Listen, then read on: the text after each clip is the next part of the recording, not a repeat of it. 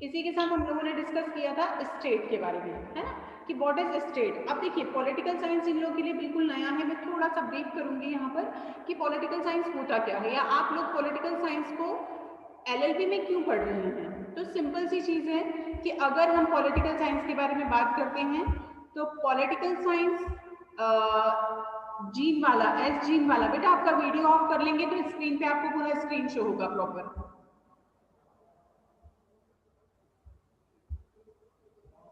है ना, क्योंकि पीपीटी चला जब शो करेंगे तो फिर वो प्रॉब्लम आएगा, इसलिए आप आपका वीडियो ऑफ कर लीजिए। देखिए यहाँ पर जब हम पॉलिटिकल साइंस की बात करते हैं तो सबसे पहले क्वेश्चन ये आता है कि लॉ में पॉलिटिकल साइंस पढ़ने की क्या जरूरत है, या what is the political science.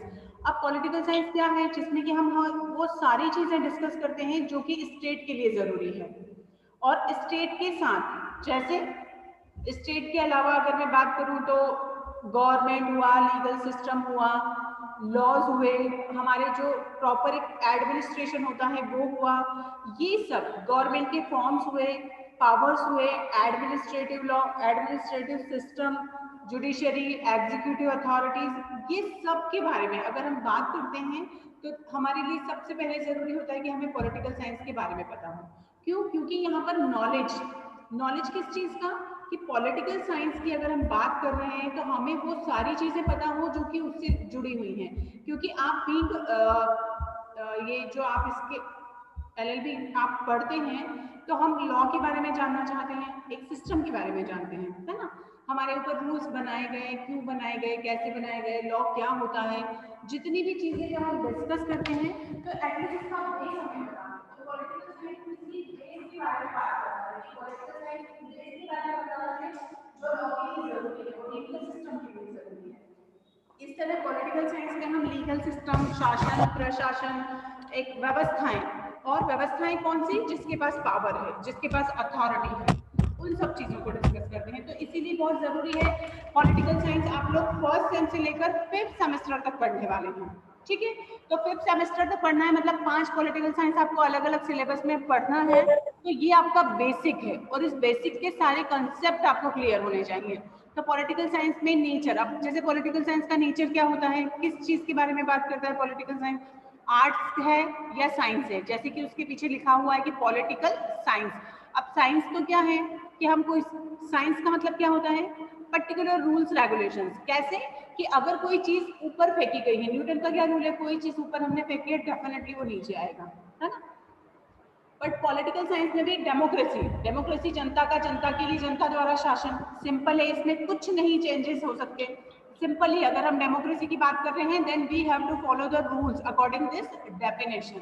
तो यहाँ पर अगर हम बात करते हैं कि पॉलिटिकल साइंस का नेचर क्या है, तो somewhere it is an art and somewhere it is a science, है ना। इसी तरह रिलेशन की अगर बात करें तो क्या पॉलिटिकल साइंस का इकोनॉमी से कोई रिलेशन है, साइकोलॉजी से है, सोशियोलॉजी से है, हिस्ट्री से है, जियोग्राफी से है, मोरालिटी से है, एथिक्स से है, क्या कहीं ना कहीं ये इन सब चीजों से जुड़ा है। तो वी कैन से यस। अगर हम स्टेट की बात करते हैं कि क्या स्टेट अपने आप बन गया, मीन्स एक कंट्री अपने आप बन जाती है या बन चुकी थी क्या, आज से हजारों साल पहले की भी अगर हम बात करें तो सबसे पहले फैमिली, सबसे first unit of the state क्या होगी, फैमिली। देन एक धीरे धीरे फैमिलीज बढ़ने लगी, देन गांव बसे, गांव के बाद शहर बसे, धीरे धीरे हमारा ये ट्रस्टी बना। अब क्योंकि ह्यूमन बीइंग, हम लोग का एक बेसिक नेचर है, वी आर सोशल एनिमल, ये एक वर्ड हमें दिया गया है अरिस्टोटल ने कि ह्यूमंस आर सोशल एनिमल। अब अगर सोशल एनिमल है मतलब मनुष्य एक सामाजिक प्राणी है, हम लोग समाज में रहते हैं, समाज का हिस्सा है, समाज के बगैर वी कांट सर्वाइव। अब समाज को क्या हम पॉलिटिकल साइंस से अलग कर सकते हैं, सरकार किस पे सत्ता करती है, सत्ता में लोग होते हैं तो वो शासन किस पर करते हैं, हम पर, लोगों पर, है ना। हमें रूल्स रेगुलेशंस फॉलो करने, आज का जो टॉपिक हम पढ़ने वाले थे बहुत ही अच्छा था, बट कई सारे न्यू स्टूडेंट्स हैं इसलिए सारी चीजें रिकॉल करनी पड़ रही है। अदरवाइज आज का हमारा टॉपिक है पावर एंड अथॉरिटी, आप लोग को पढ़ के और अच्छा लगेगा। तो यहाँ पर एक सिंपल सा कॉन्सेप्ट है कि लोग, पॉलिटिकल साइंस का एक बहुत बड़ा पार्ट है कि पॉलिटिकल साइंस और सोशियोलॉजी के, या सोशियोलॉजी के बीच क्या रिलेशन है, तो डेफिनेटली रिलेशन है। क्यों? क्योंकि अगर शासन की हम बात करते हैं तो शासन हमारे ऊपर करने वाले जो भी होगा किस पर होगा, एप्लीकेबल हम पर होगा। हम ही लोगों के ऊपर शासन किया जाएगा, रूल्स बनाए जाएंगे, तो किसके लिए बनाए जाएंगे? हमारे लिए बनाए जाएंगे। बनाने वाले कौन होंगे?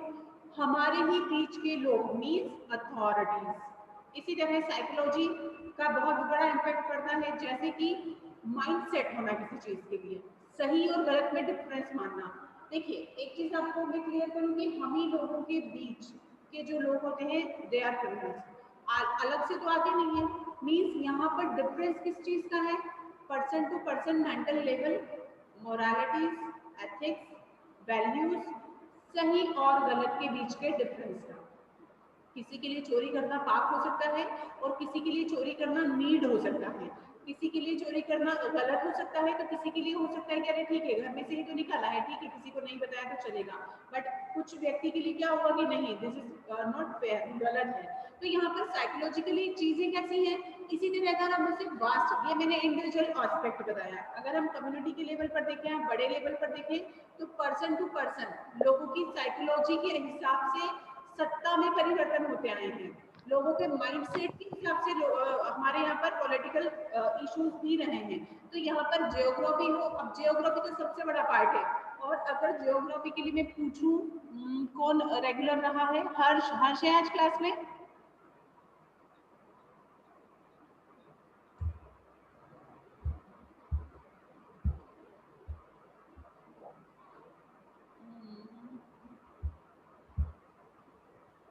राम सिंह, राम आप रहते हैं रोज क्लास में?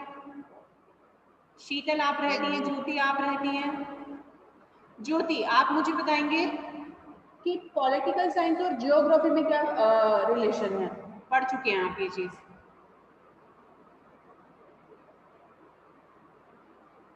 ज्योति मराठा,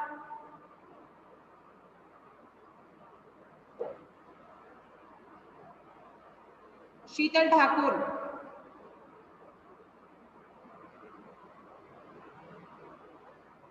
ओके, एनीवन जिसने पढ़ा हो और जिसे आता हो? अच्छा, अभी हम लोगों ने पढ़ा था स्टेट के बारे में। आप सभी को शायद याद होगा मैंने स्टेट के बारे में पढ़ाया था, और स्टेट में हमने 4 मेन इसेंशियल्स देखे थे, जिसमें पॉपुलेशन था। किसी को याद है? Anyone can speak up?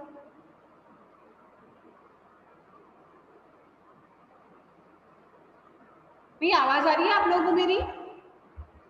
Yes ma'am. तो कोई मारी है। Yes ma'am. रहते हैं क्लास में? भीम आप रहते हैं, आप रहते हैं? Population, territory, government and sovereignty. Very good. Territory वाला जो पार्ट है क्या वो पॉलिटिकल साइंस से या जियोग्राफी वाला पार्ट है, क्या रिलेट करता है? शिवम,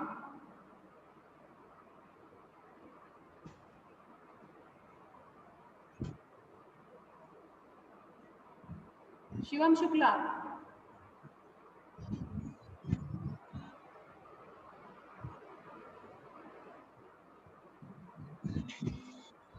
देखिए जैसे कि हमने स्टेट के बारे में पढ़ा कि स्टेट के लिए चारों चीजें बहुत ज्यादा जरूरी हैं। तो यहाँ पर एक अगर हम बोलते हैं कि स्टेट क्या होता है, तो स्टेट के लिए एक निश्चित भूभाग मीन्स टेरिटरी बहुत ज्यादा जरूरी है। हम होता है ना, हमारे भी घर का एक सीमा होती है, प्लॉट का साइज, घर का साइज, देश का, गांव का एक निश्चित होता है। हम देखते हैं एक जगह से हम लोग पढ़ते हैं कई बार कि यहाँ से इस जिले की सीमा प्रारंभ हुई है, होता है ऐसा। क्यों? क्योंकि उसके अकॉर्डिंग आपके रूल्स डिसाइड होते हैं, ज्यूरिसडिक्शन डिसाइड होता है, क्षेत्राधिकार, क्षेत्र और क्षेत्राधिकार। तो यहाँ पर इन सारी चीजों को पढ़ने के लिए जरूरी है कि हम इन चीजों के बारे में, पॉलिटिकल साइंस का सीधा सा रिलेशन है, चाहे वो इकोनॉमिक्स से हो, चाहे वो पॉलिटिकल साइंस का सोशियोलॉजी से हो, इन सभी से एक सीधा रिलेशन है। फिर सेकेंड यूनिट में हमने पढ़ा था स्टेट ओरिजिन एंड डेवलपमेंट। अब स्टेट का जो कॉन्सेप्ट है, स्टेट अपने आप को बना नहीं है ना, अपने आप बनने के पीछे धीरे धीरे एक बोलेंगे जैसे कि ग्रेजुअली कोई चीज डेवलप होती है, इस तरह से स्टेट डेवलप हुआ है। आज से हजारों साल पहले जब हम लोग वाइल्ड लाइफ में थे तो क्या हमारे पास रूल्स थे, रेगुलेशंस थे? हमारे पास गवर्नमेंट थी? नहीं। हमारे पास आईपीसी, सीआरपीसी, कॉन्स्टिट्यूशन था? नहीं। मीन्स ये सारी चीजें डेवलप होने में एक लंबा प्रोसेस हुआ है और उस प्रोसेस में कई सारे प्रोसेस ऑटोमेटिकली उसमें रहेंगे। जैसे कि स्टेट बनने के पीछे अगर आज से 400-500 साल पहले की भी हम बात करते हैं तो पॉलिटिकल साइंस सबसे मेन पार्ट होता है गवर्नमेंट का, और गवर्नमेंट की अगर हम बात करें तो डेमोक्रेसी। आज से 400-500 साल पहले डायरेक्ट हुआ करता था नहीं। मीन्स यहाँ पर स्टेट के कॉन्सेप्ट, स्टेट के पीछे बनने के पीछे कई सारे एफर्ट्स हैं। उन एफर्ट्स को हमने डिस्कस किया था जिसमें हमारे कुछ थ्योरीज हमने पढ़ी थी, force theory, divine theory and social contract, बल का सिद्धांत, दैवीय सिद्धांत और समाज का सामाजिक संविदा का सिद्धांत, है ना। उसको पढ़ने के उससे हमने पढ़ा और देखा कि कौन सी ऐसी चीजें हैं जो किसी स्टेट को बनने के लिए जरूरी होती हैं। तो उसमें मेन चीजें हैं आपका पॉपुलेशन होना कंपलसरी है किसी भी स्टेट के लिए, वहां पर टेरिटरी होना जरूरी है, गवर्नमेंट होना जरूरी है। यहाँ ये ऐसी चीजें हैं कि जिसके बगैर भी कांट थिंक कि ये स्टेट है। आज की डेट में आप देखिए कि हमारे इंडिया की पूरा बॉर्डर बना हुआ है, हमारे पास एक निश्चित भूभाग है, हमारे पास एक गवर्नमेंट है, गवर्नमेंट हमारी सोवेरन है, मीन्स हम हमारी गवर्नमेंट को खुद रन करते हैं, कोई और अथॉरिटी हमें रन नहीं करता है। इसी तरह पॉपुलेशन, अगर किसी कंट्री में पॉपुलेशन ही नहीं है तो वहाँ का हम उसे कंट्री की कैटेगरी में उसे नहीं मानेंगे। तो इसी तरह आज का जो नेक्स्ट आपका टॉपिक है वो है पावर एंड अथॉरिटी। अभी यहाँ तक आप लोगों को पीपीटी में आई विल शेयर, बट उसके साथ आप लोग को स्टडी करना होगा, ठीक है। और जिससे भी प्रॉब्लम आता है तो आप लोग जो नए स्टूडेंट्स हैं मिलकर डिसाइड कर लीजिए, एक दिन डाउट क्लियर सेशन का अलग से मैं आपका लेक्चर दे दूंगी जिसमें कि जितना भी पूरा हमने पहले पढ़ा है वो मैं आपको पीपीटी के थ्रू पढ़ा सकूँ। सारा एज इट इज रिवीजन नहीं हो पाएगा, और इसी के साथ यूट्यूब पे आप लोगों को मेरे नाम से आप सर्च करेंगे तो आपको सारे पुराने लेक्चर्स मिल जाएंगे जितने भी लेक्चर्स हो चुके हैं, ठीक है। एक आप सेशन प्लान डाउट सेशन, तो वो भी एक प्लान कर लेंगे, ओके। किसी को भी कोई भी प्रॉब्लम है तो आप लोग डिसाइड करके और एक लेक्चर प्लान करवा लीजिए, तो आपके जो नए स्टूडेंट्स हैं उनसे सारे डाउट्स क्लियर हो जाएंगे। और बाकी आप लोग वीडियो सारे अपलोडेड है यूट्यूब पर, आप लोग वहां से देख सकते हैं। आज हम लोग पढ़ेंगे power and authority.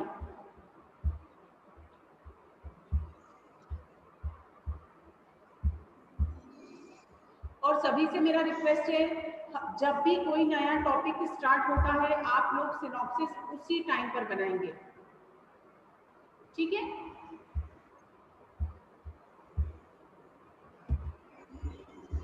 S gene वाला, आपका नाम क्या है बेटा पूरा?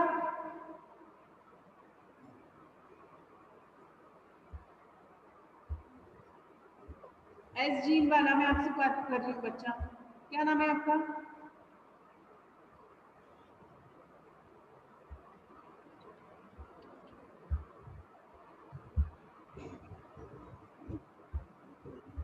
ठीक है, चलिए आज का हमारा टॉपिक है पावर एंड अथॉरिटी। आप इसमें हेडिंग डालिए, सभी लोग अपने नोट्स खुद के बनाएंगे। उसमें सबसे पहले लिखिए introduction,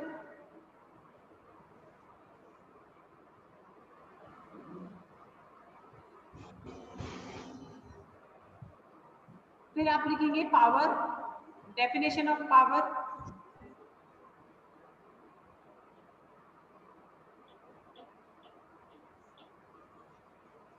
meaning of power,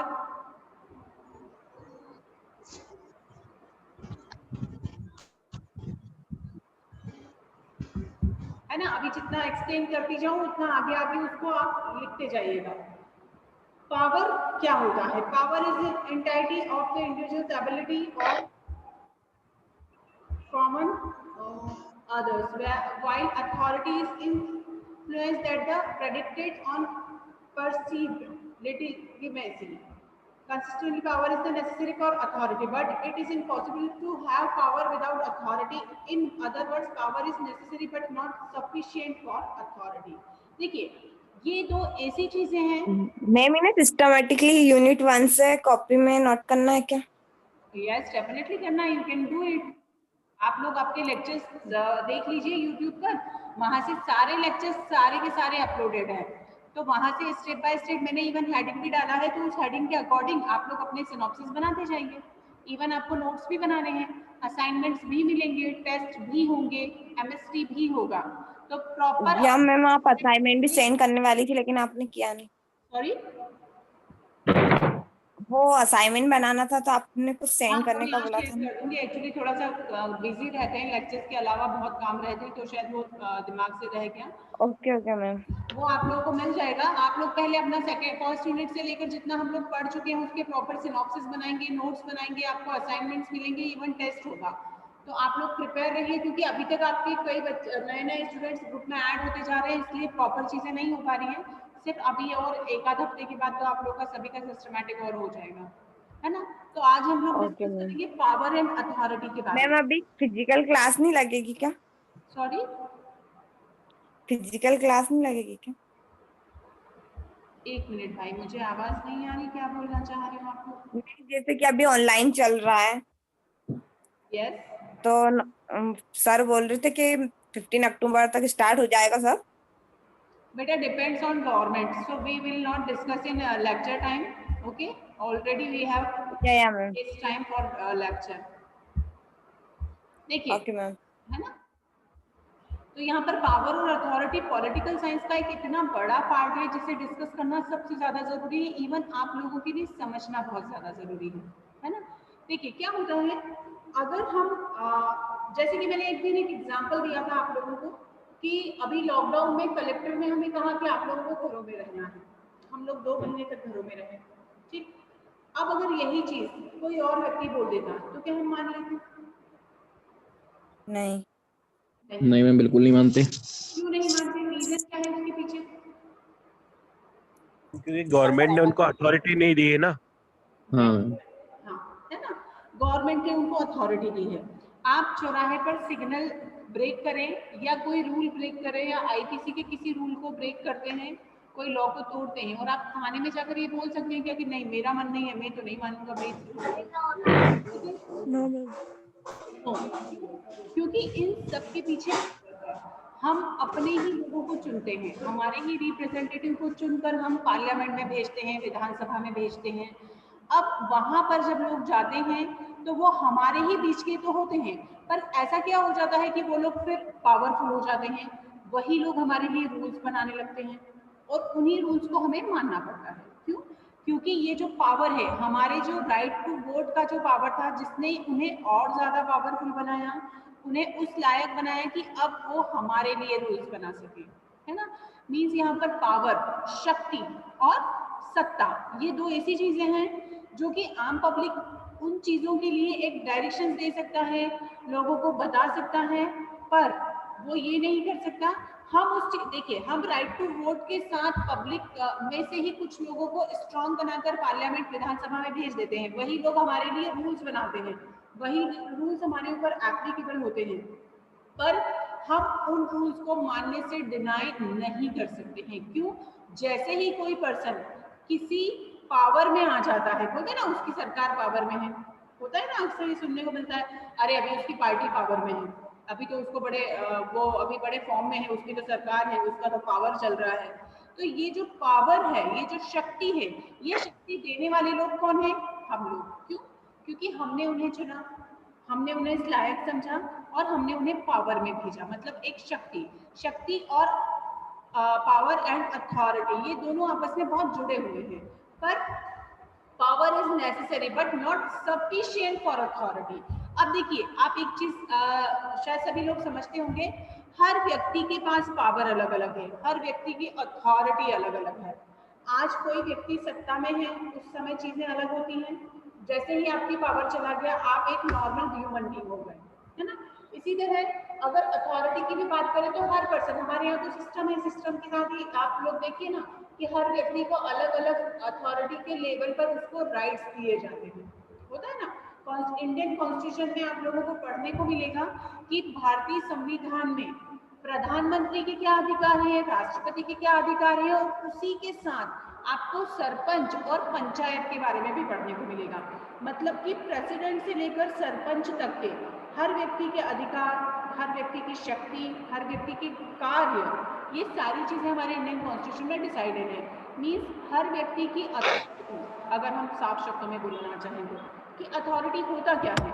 authority एक ऐसी चीज है, पावर एंड अथॉरिटी ऐसी चीजें हैं कि जो व्यक्ति चीजें बदल दे, लॉ बदल दे, सिस्टम बदल दे। देखिए, Nazi leader and Hitler was one of the most powerful and destructive dictators in modern history. सभी ने शायद नाम सुना होगा नाजी लीडर का और हिटलर का।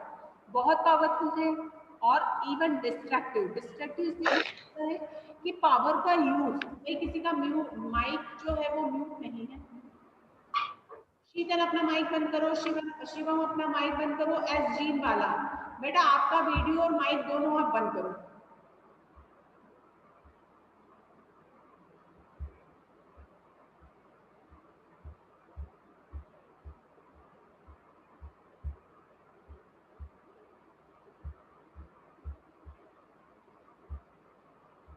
ठीक है, तो यहाँ पर बहुत जरूरी है कि the measure of a man is what he does with power.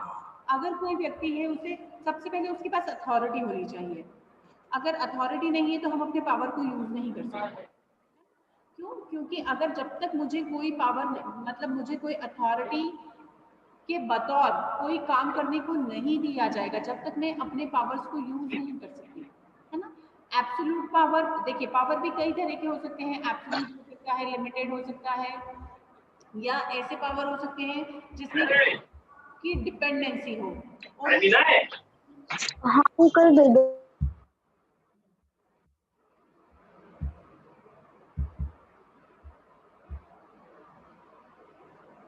अब अगर आप लोगों के माइक का इश्यू रहा तो उस व्यक्ति को मैं रिमूव कर दूंगी जिसका माइक ओपन होगा, क्योंकि लेक्चर डिस्टर्ब होता है, सभी लोग डिस्टर्ब होते हैं। कामना शर्मा,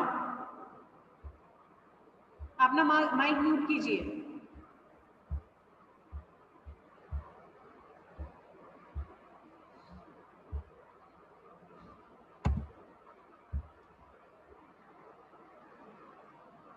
देखिए, इस तरह पावर और अथॉरिटी की अगर हम बात करें तो दोनों के बीच जो रिलेशन है वो ऐसा है कि यहाँ पर अथॉरिटी और पावर हम तभी कर सकते हैं चीजों को, किसी तरह के रूल्स बदल सकते हैं, बदल सकते हैं कब, जब हमारे पास ये चीजें हों। मीन्स अथॉरिटी, शक्ति और सत्ता, संगठन में कार्य करने और कराने की शक्ति सत्ता है। सिंपल सा वर्ड है कि अगर हम किसी ऑर्गेनाइजेशन में काम करते हैं तो उसके बीच में काम कराने की जो शक्ति है, very bad, who is this, मैं रिमूव कर रही हूँ कामना को। Okay, and now you will not able to join again because I can't tolerate now.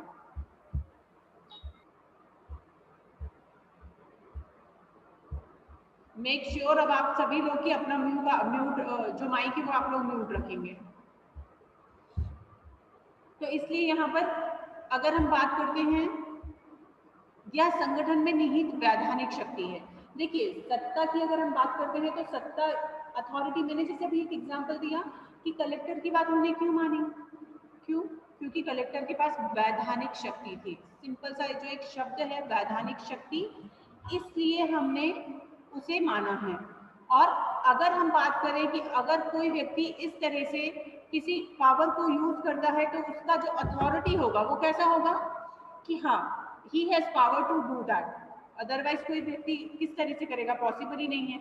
इसीलिए इसे प्राधिकार अर्थात पद से जुड़ा अधिकार भी कहते हैं। एक होता है ना अथॉरिटीज, हम बार बार शब्द यूज करते हैं, authorities, legal authorities, civil services से जुड़ी जो भी अथॉरिटीज होती हैं। तो यहाँ पर अधिकार, जिस व्यक्ति को कोई डिसीजन लेने का या कोई काम करने का अधिकार है, अथॉरिटी है, तो ये माना जाता है कि उस व्यक्ति को उससे जुड़े कहीं ना कहीं इस तरह का पावर दिया गया है, शक्ति दी गई है। और ऐसा नहीं है कि अगर कोई व्यक्ति अथॉरिटी है तो उसके पास सिर्फ और सिर्फ पावर है, क्या कोई ड्यूटीज नहीं होंगी, कुछ दायित्व नहीं होंगे? डेफिनेटली होंगे। इसीलिए बिना सत्ता के ना तो आदेश दिया जा सकता है, ना ही उनका पालन करवाया जा सकता है। अभी जैसे कि एक चीज इससे कोरिलेट करिएगा आप लोग, हमने पढ़ा था कि स्टेट में गवर्नमेंट बहुत ज़रूरी है। यहाँ समझ आ जाएगा आपको बहुत अच्छे से इसको पढ़ने के बाद शायद कि अगर गवर्नमेंट नहीं होता तो हम क्या करते, कैसे सर्वाइव करते, क्या पॉसिबल था। जैसे लिखा है ना कि बिना सत्ता के न तो आदेश दिया जा सकता है न ही उसका पालन करवाया जा सकता है। अगर किसी भी चीज़ के पीछे गवर्नमेंट अथॉरिटी नहीं होती है तो उस गवर्नमेंट अथॉरिटी या कोई भी अथॉरिटी की अब्सेंस में कोई भी नियमों को नहीं मानना चाहता है, कोई भी विधि को का पालन करना नहीं चाहता है, कोई भी व्यक्ति लॉ को नहीं मानना चाहता है।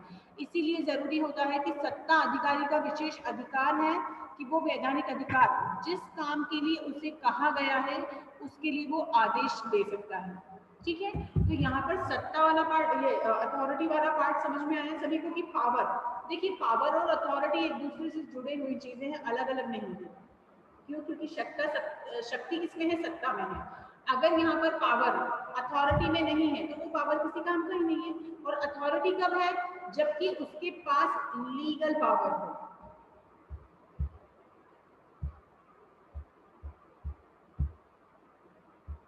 समझ में आया?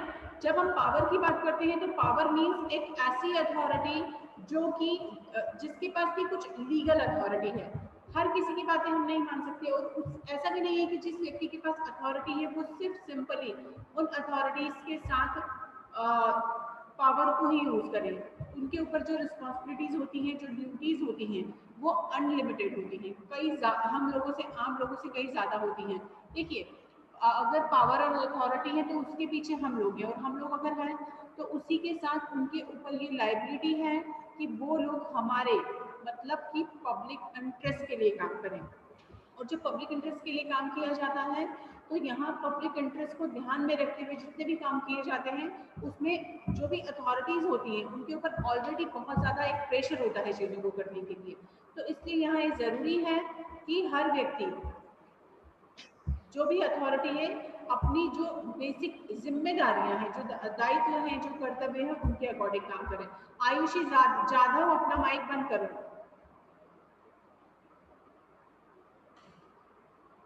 आगे इसको हम एक्सप्लेन करेंगे। आज का जो टॉपिक था सिंपल सा, ज्यादा तो डिस्कस हुआ नहीं है, आप लोगों को समझ में आया क्योंकि वो बहुत और अभी वास्ट है, एक लेक्चर और लगेगा इसे समझने में, इसलिए आगे उसको कंटिन्यू करेंगे। अभी अगर किसी के कोई डाउट्स है तो हमारे पास 5 मिनट है, आप लोग डिस्कस कर सकते हैं जिसके जो भी डाउट्स हैं।